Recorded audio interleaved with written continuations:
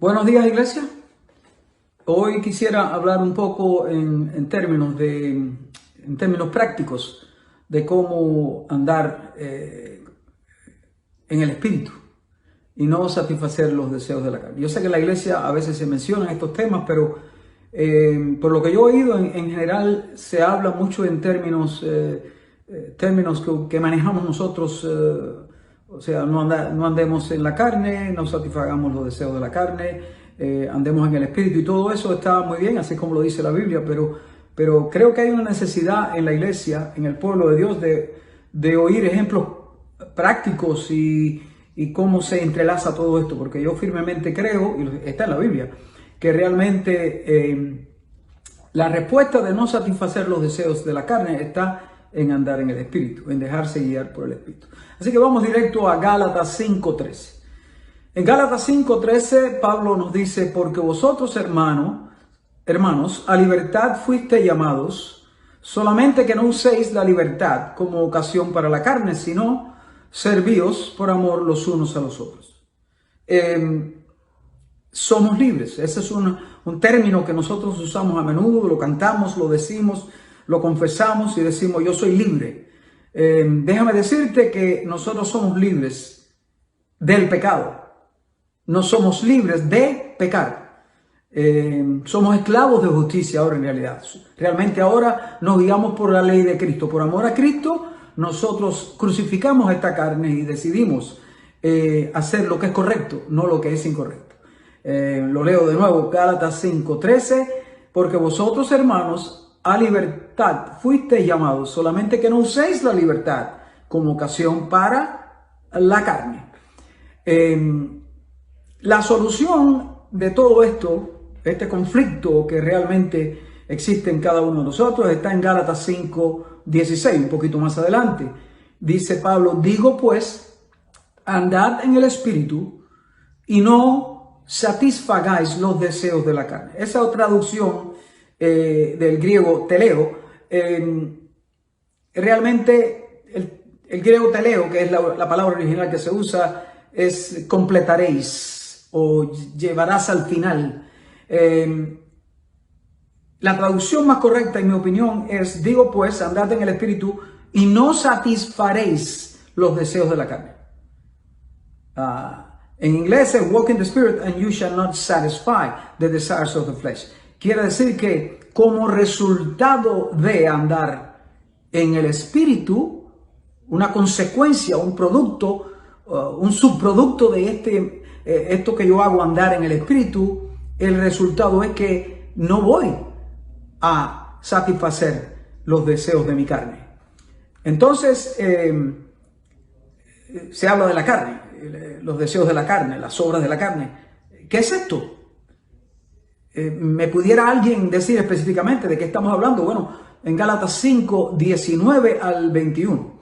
Ahí vemos en detalle, dice: y manifiestas son las obras de la carne, que son adulterio, fornicación, inmundicia, lascivia, idolatría, hechicería, enemistades, pleitos, celos, iras, contiendas, disensiones, herejías, envidias, homicidios, borracheras, orgías y cosas semejantes a estas. Fíjese que ahí dice una lista de pecados, pero después añade: y cosas semejantes a estas. O sea, lo que te estoy diciendo es que en la época de Pablo habían pecados quizás como la pornografía, que no había posibilidad en aquella época. No había la tecnología, no existían estas cosas, pero ahora sí. O sea, cosas semejantes a esta agrupa toda una serie de cosas que realmente no están limitadas. Esta lista está limitada solamente a eso.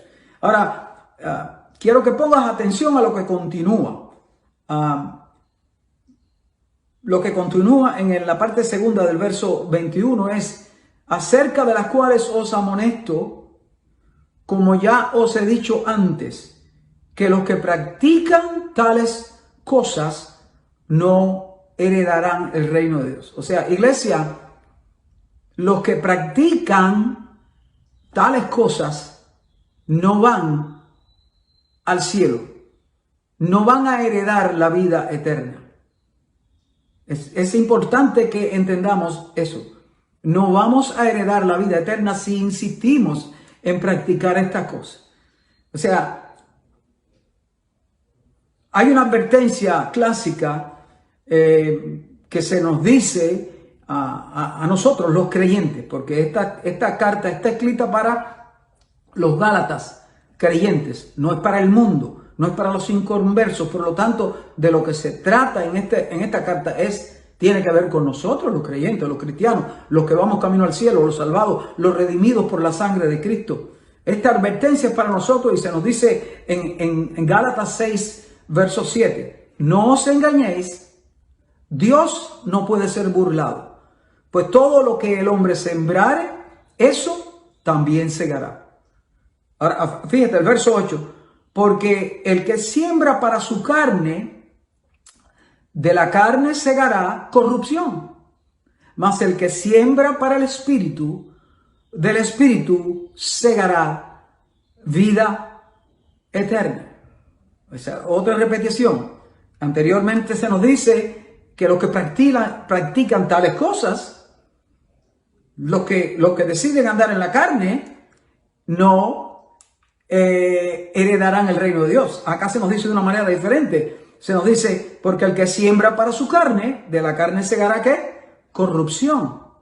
Mas el que siembra para el Espíritu, del Espíritu segará vida eterna. O sea que la interpretación más obvia de todo esto es que si un cristiano, no la gente del mundo, insiste en satisfacer los deseos de la carne, no segará vida eterna, sino corrupción. Si un cristiano habitualmente, para ponerle unas palabras más modernas, habitualmente practica pecado, no segará vida eterna, sino corrupción. Quiero llamarte la atención a la palabra practica. Pablo dice, los que practican estas cosas no heredarán el reino de Dios. Los que practican. Hermano, una persona que cuando pecamos una vez ocasionalmente, eso no es practicar. Practicar es hacer un hábito de ello. Un doctor practica medicina y cuando va al trabajo, a su consulta, todos los días hace lo mismo. Practica la medicina. Un carpintero, un albañil, practica el oficio que tiene. O sea, un cristiano no está llamado a practicar pecado. Cuando nosotros pecamos, si pecamos tenemos un abogado y la sangre de Cristo nos limpia de todo pecado. Pero tenemos que venir a los pies del Señor reconociendo nuestro pecado de la misma manera que vinimos la primera vez que vinimos a Cristo, hermano. De la misma manera, nosotros venimos al Señor y decimos, Señor, he fallado, me arrepiento de mi pecado, yo confieso mi pecado, hice esto, ayúdame Espíritu Santo a sobreponerme a esta debilidad que tengo. Y cada vez que lo hacemos, la sangre de Cristo nos cubre de todo pecado. O sea, lo único que no podemos hacer es tener como en la mente, en algún pedacito aquí de un área de la mente, pensando en el momento que estamos confesando y arrepintiendo, bueno, pero de todas maneras yo lo voy a hacer. Tenemos que sobreponernos a eso y ahora más adelante te voy a dar la solución, bíblicamente hablando, de cómo nosotros podemos no satisfacer los deseos de la carne, sino andar en el Espíritu. Así que entendamos que el texto de Gálatas 6, 7 y 8, no os engañéis, Dios no puede ser burlado, pues todo lo que el hombre sembrare, eso también segará, porque el que siembra para la carne, de la carne segará corrupción, mas el que siembra para el Espíritu, del Espíritu segará vida eterna. Este texto obviamente se refiere a nuestra salvación. O sea, no podemos practicar pecado porque vamos a tener consecuencias a largo o a corto plazo, depende de cuándo muramos, porque está establecido que el hombre muere una vez después del juicio. Entonces, realmente tenemos que estar listos siempre, cada día para la vida eterna, para encontrarnos con el Señor. Entonces, pero además de eso, este texto, yo creo que contiene una de las leyes divinas más fantásticas que Dios ha puesto en el universo. Esta ley es la ley de la siembra y la cosecha. En la iglesia se usa mucho para cuando hablamos de diezmos, cuando hablamos de ofrendas, pero hermano, es mucho más que eso. Aplica a todas las facetas de la vida, a todas las áreas de la vida. En lo natural se llama la causa y efecto. Si una persona está jugando fútbol y patea la pelota y la pelota vuela por el aire, la pregunta que hay que hacerse es ¿quién hizo volar por el aire esta pelota? Y la respuesta es la persona que le dio con el pie. Siempre cada efecto tiene una causa en este mundo en que vivimos. En lo físico. En lo espiritual se le llama siembra y cosecha.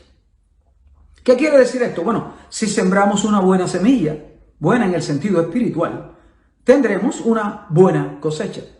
Si sembramos una mala semilla, mala en el sentido espiritual, tendremos una mala cosecha. Hay gente por todas partes en el mundo cristiano reprendiendo la cosecha. Hermano, la cosecha no se reprende. La cosecha, una mala cosecha requiere arrepentimiento de parte nuestra. Entonces, Dios promete. Uno de los textos que más se usa es el texto de Joel 2, que dice que Dios, promete restaurarnos y restaurará lo que robó el saltón y el comelón y la oruga y la langosta. Y realmente muchas veces decimos, voy a agarrar hacia atrás, a agarrar de nuevo lo que el diablo me robó. Hermano, ese texto no se refiere a que el diablo te robó nada. Dios estaba lidiando con el pueblo de Israel debido a su desobediencia. La desobediencia del pueblo de Israel. Habían tenido que ir al exilio por 70 años debido a que habían desobedecido a Dios. Dios dice ahí mismo que dice, mi gran ejército que yo envié contra ustedes. Así que fue Dios el que originó eso. Muchas veces la gente está reprendiendo la cosecha, pero la cosecha, hermano, viene de Dios. Buena o mala, viene de Dios, no viene del diablo. ¿Ok? Después hablamos de eso en otro día. No, ok. Si la cosecha es igual a la buena cosecha es igual a bendición y la mala cosecha es igual a maldición. Vamos a decir que ahora hipotéticamente yo esté pidiéndole a Dios por algo, una bendición especial de parte de Dios. Quiero que me promuevan en mi empleo, que me den más dinero, que mi relación con mi esposa mejore, que con mis hijos, que mi hijo rebelde regrese a casa. Qué sé yo, tantas cosas a diario, sanidad para mi cuerpo. Y esa es mi petición, yo estoy pidiéndole a Dios, estoy buscando esa bendición para mi vida. Entonces la primera pregunta yo creo que cada uno tenemos que hacernos es, ¿quién va a causar la bendición que yo espero? Obviamente la respuesta es Dios. Eso es lo que esperamos de Dios, porque Dios es el que hace lo imposible posible, ¿verdad? Entonces esperamos eso de Dios, esa bendición especial de Dios. Cuando nosotros ya no tenemos más opción, Dios tiene opciones. La segunda pregunta que tenemos que hacernos, si es Dios de quien esperamos esa bendición, ¿requiere Dios algo de mí? ¿Requiere Dios algo de mí para que esto que es imposible se haga posible en mi vida? Recuérdense, la buena cosecha es igual a la bendición. Y para seguir con esta ilustración tendríamos que decir, en términos bíblicos, ¿qué tipo de semilla requiere Dios que yo plante? ¿Requiere Dios que yo plante alguna semilla para tener una buena cosecha? ¿Qué tipo de semilla? Por ejemplo, hay una ilustración que yo siempre uso, pero es clásica en la palabra de Dios. Daniel y sus amigos. Daniel y sus amigos fueron tomados rehenes de allá del área de Palestina y fueron llevados a Babilonia cuando el rey Nabucodonosor invadió toda el área aquella y saqueó y mató a la mayoría de la gente. Se llevó a la gente saludable, la gente joven, la gente fuerte para Babilonia, para que le sirviera. Entonces Daniel y sus amigos fueron a parar allá al reino de Nabucodonosor y estaban allí entre los siervos, entre los sirvientes de Nabucodonosor. Allí todos los muchachos que estaban, se les requería que comieran la comida del rey, el vino del rey, y Daniel y sus amigos, porque eran hebreos, no les era permitido comer ese tipo de comida. Entonces, allí se origina lo que yo llamo una reacción en cadena. Una secuencia de bendiciones que le vienen a Daniel y a sus amigos, producto de un gesto, una decisión que ellos hicieron. En Daniel 1, verso 8, la primera parte, dice que Daniel propuso en su corazón no contaminarse. Dice, y Daniel propuso en su corazón no contaminarse con la porción de la comida del rey, ni con el vino que él bebía. Daniel propuso en su corazón no contaminarse. Yo creo que eso es lo que cada uno de nosotros, los creyentes, los cristianos, deberíamos tener en nuestro corazón. No contaminarnos. Daniel propuso en su corazón no satisfacer los deseos de la carne. Seguro que la comida era buena. Ellos decidieron comer legumbres nada más, pero la comida seguro que era buena para los ojos. De seguro que tendrían un poco de temor en negarse a comer esa comida porque podrían haber consecuencias. Pero como resultado de esta decisión de ser fieles a Dios y no contaminarse, dice que en el verso 9, dice así, y Daniel, dice, y puso Dios a Daniel en gracia y buena voluntad con el jefe de los eunucos. Daniel 1:9. Y puso Dios a Daniel en gracia y en buena voluntad con el jefe de los eunucos. Sí, el jefe de los eunucos era el jefe de Daniel y sus amigos. Bueno, Dios lo puso en gracia. Dios le dio favor a Daniel para con su jefe. Hermano, cuando tú decides no contaminarte, Dios te da favor.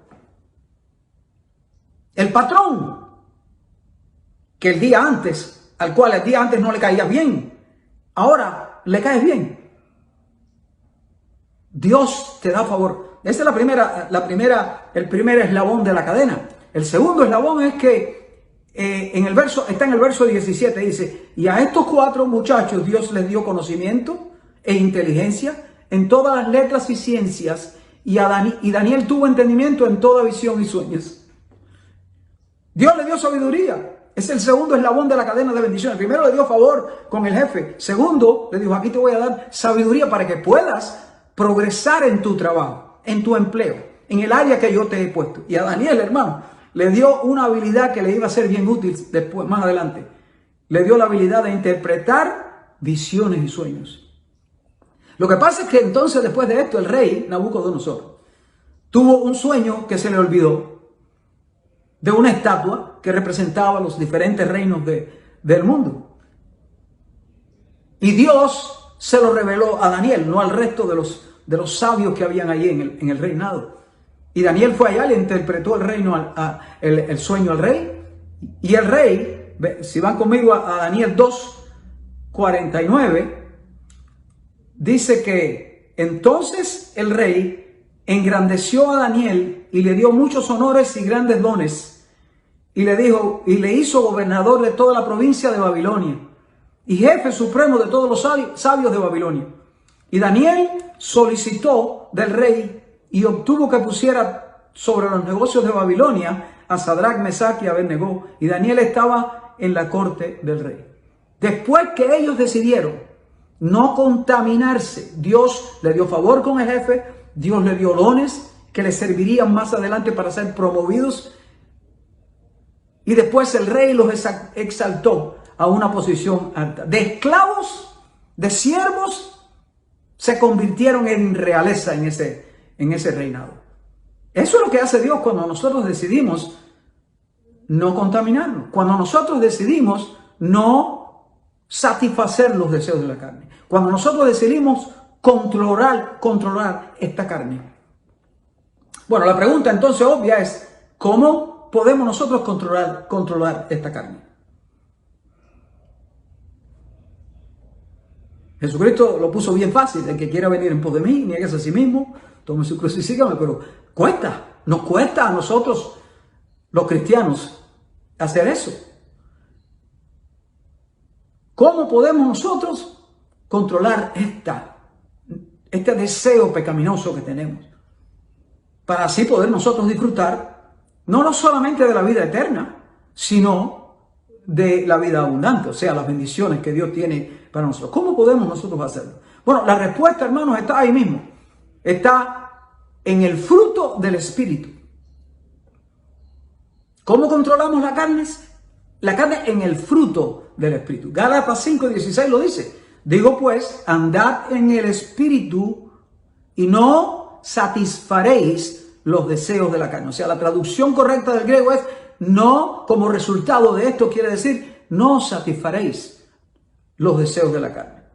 La carne, hermano mío, se vence con el Espíritu. Ahora vamos a ver cuál es el fruto del Espíritu. ¿Cuál es este fruto? Dice que el fruto del Espíritu es amor, alegría o gozo, paz, paciencia, amabilidad, bondad, fidelidad, humildad y dominio propio. Yo quiero poner la atención, llevarte la atención al último, dominio propio. Es el último en la lista. Dominio propio.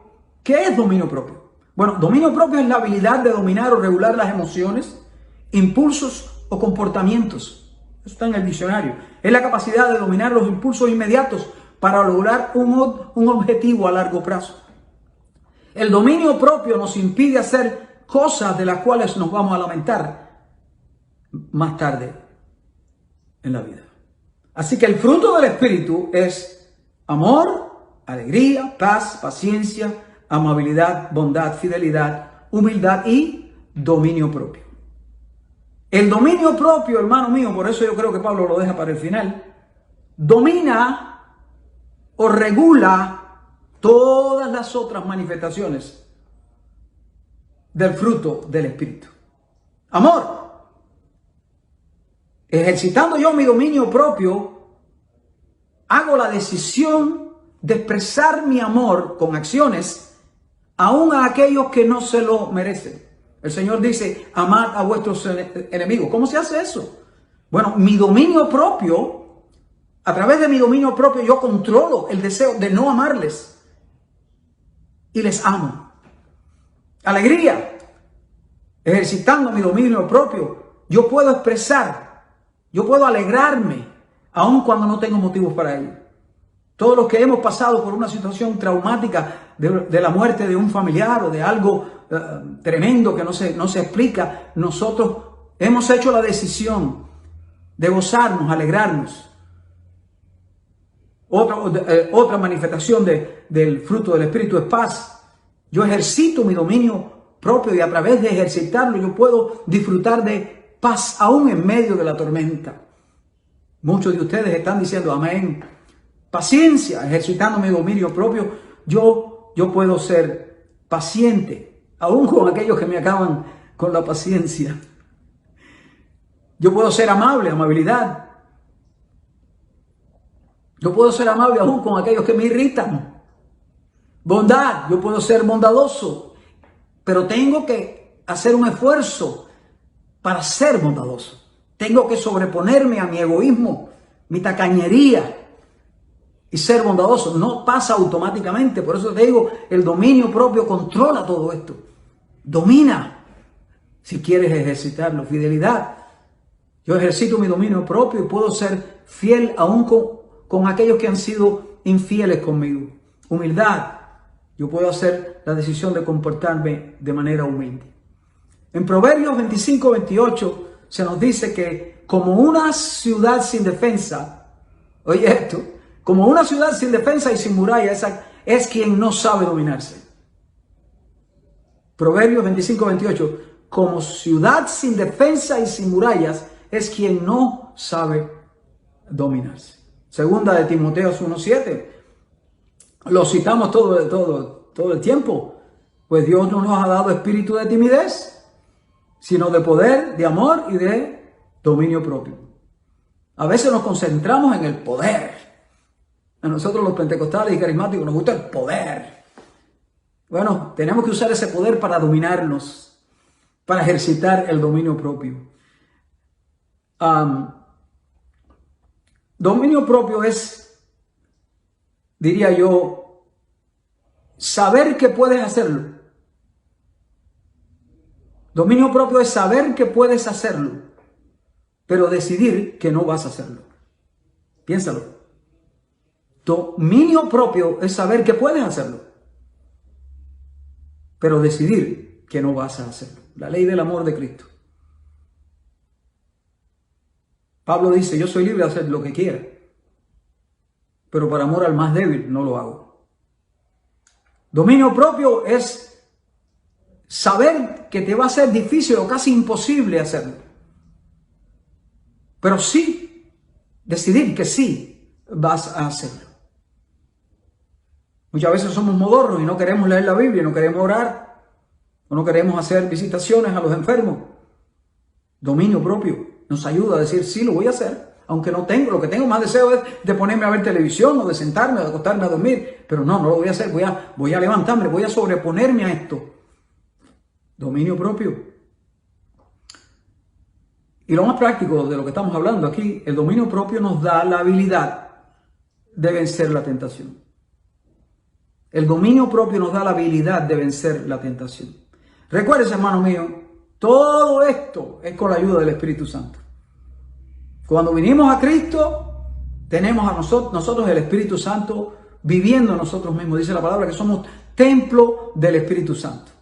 Nosotros, yo pienso que tenemos una ventaja comparado con los santos del Antiguo Testamento, con los patriarcas del Antiguo Testamento. Ninguno de ellos tenía el Espíritu Santo viviendo en ellos. Porque en aquella época el Espíritu Santo venía sobre las personas para ungirle para una tarea, pero después se iba. Ahora nosotros tenemos un ayudador, el Señor lo dijo, un ayudador. El Espíritu Santo vive en nosotros y nos ayuda. Todo esto que se habla de dominio propio es un fruto de ese Espíritu que ya está dentro de nosotros. O sea, no quiero que nadie diga, no, el pastor Andrés está diciendo que esto lo hago por mi propia fuerza. No, el dominio propio viene del Espíritu Santo. Por eso Pablo dice, todo lo puedo en Cristo que me fortalece. Si miramos en el Antiguo Testamento el ejemplo de José. José, sus hermanos lo vendieron de esclavo, fue a parar a la casa de Potifar, y estando en la casa de Potifar, la mujer de Potifar, la esposa de Potifar, quería tener relaciones sexuales con él. A mí él bien podía haber dicho, soy joven, esta mujer se me está regalando aquí, voy a acostarme con ella. El jefe no anda ni por aquí. Y eso hubiera sido la solución carnal para el asunto. La solución espiritual es la que él tomó. Él huyó y decidió no hacerlo. ¿Le trajo consecuencias malas? Está bien. Pero Dios lo promovió al final y la bendición fue grande. Ustedes saben la historia. Pero José usó el dominio propio para vencer la tentación. Si José hubiera querido, simplemente lo hubiera hecho. Pero él dijo, yo voy a hacer la decisión de no ceder a esta tentación. O sea, hermano, déjame decirte, el diablo no puede obligarte a hacer absolutamente nada. El diablo no te puede obligar a hacer nada, algo que tú no quieras. Ahora, si quieres, claro, vas a terminar hacerlo. Pero el diablo no te puede obligar. El diablo simplemente te puede tentar. Y la tentación es simplemente una oferta, como alguien que te quiere proponer algo, alguien que te quiere vender algo. El ejemplo clásico es el Señor Jesucristo. El diablo lo vio allí hambriento, 40 días ayunando, y le dijo, ¿tienes hambre? Haz pan. Tienes el poder de hacer pan. Pero Jesucristo ejercitó su dominio propio para decirle, no solo de pan vivirá el hombre. Entonces, esto es lo que nosotros tenemos que meternos en la cabeza como creyentes. Nosotros vencemos la tentación, vencemos el deseo de satisfacer los deseos de la carne usando el Espíritu. Por eso se nos dice, andad en el Espíritu. Andando en el Espíritu, ejercitando el dominio propio con la ayuda del Espíritu Santo que está en nosotros, nosotros podemos sobreponerlos a la tentación. Ahora, para cerrar, te voy a dar la recomendación de Dios. Dios, el Padre, omnipotente, creador del cielo y de la tierra. ¿Ok? Para nosotros poder lidiar con este deseo de satisfacer los deseos de la carne. Para nosotros poder lidiar con el pecado. Ese es Dios mismo. En Génesis 4:7, Caín se había enojado porque Dios no había mirado con agrado su ofrenda. Y entonces esto es lo que Dios le dice a Caín. Dice, si hicieras lo bueno, podrías andar con la frente en alto. Pero si haces lo malo, el pecado te acecha como una fiera lista para atraparte. No obstante, tú puedes dominarlo. Déjame decirlo de nuevo. El pecado te acecha como una fiera lista para atraparte. No obstante, tú puedes dominarlo. Dios mismo te dice hoy, si tienes problemas con el pecado, si no sabes cómo dominar este deseo pecaminoso que está en ti, tú puedes dominarlo. Y eso para Caín era bien difícil porque no tenía el Espíritu Santo de Dios viviendo en él. Pero nosotros no tenemos excusa, hermano. Dios dice, si tienes problemas dominando tu carne, anda en el Espíritu. Tienes la capacidad de dominarlo. El ejemplo clásico de todo esto es Pablo. Primera de Corintios 9:26. Esto es lo que dice Pablo, cómo él lidia con todo esto. Dice, así que yo no corro como quien no tiene meta. No lucho como quien da golpes al aire. Más bien, golpeo mi cuerpo y lo domino. Déjame decirlo otra vez. Más bien, golpeo mi cuerpo y lo domino. No sea que después que haya de haber predicado a otros, yo mismo quede descalificado. Más bien, golpeo mi cuerpo y lo domino. Pablo dice, yo domino mi cuerpo. Yo controlo, yo uso el dominio propio que tengo en mí para dominar esta carne. Así que, hermanos, ahí los dejo con lo que dice Pablo. Digo pues, andad en el Espíritu y no satisfaréis los deseos de la carne. Nos conviene a nosotros andar en el Espíritu. Nos conviene a nosotros usar nuestro dominio propio. Tenemos libertad en Cristo, pero a nosotros nos conviene. Porque nosotros de esa manera garantizamos que vamos en el mismo camino recto hacia la vida eterna. Ese es el objetivo a largo plazo. Pero podemos garantizar ahora la vida abundante, la bendición que tiene Dios para nosotros, a través de la ley de la siembra y la cosecha. Cuando decidimos dejar de inventar excusas y con la ayuda del Espíritu Santo decidimos usar este dominio propio que se nos ha dado